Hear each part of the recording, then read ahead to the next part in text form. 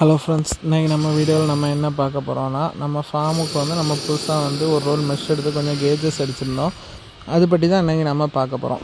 நம்ம என்ன மாதிரிப்பட்ட கேஜஸ்லாம் அடிச்சிருந்தோம்னா, நம்ம கோழிக்கு நம்ம போடுறதுக்கு கிட்டத்தட்ட ஒரு 50-60 கோழி பக்கம் போடலாம். அந்த அளவுக்கு நம்ம எக் கேஜ் அடிச்சிருந்தோம். அதோட லென்த் எப்படின்னா, நமக்கு ஒரு நீளம் 5 அடி, அதுக்கப்புறம் உள்ளால பெர்த் 3 அடி, ஹைட் 1.5 அடி. இதை 2 பார்ட்டிஷனாக பிரிச்சிருந்தோம். ஒவ்வொரு பார்ட்டிஷன்லேயும் நம்ம ஒரு 8லேருந்து 10 கோழி வரைக்கும் நம்ம போட்டுக்கலாம்.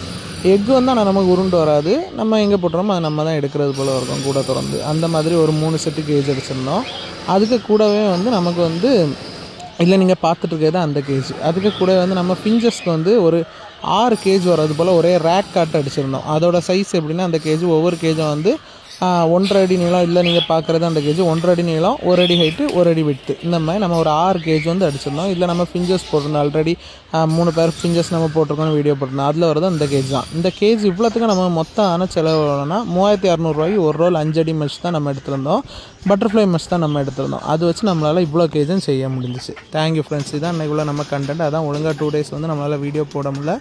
இந்த கேஜஸ் தான் அதெல்லாம்.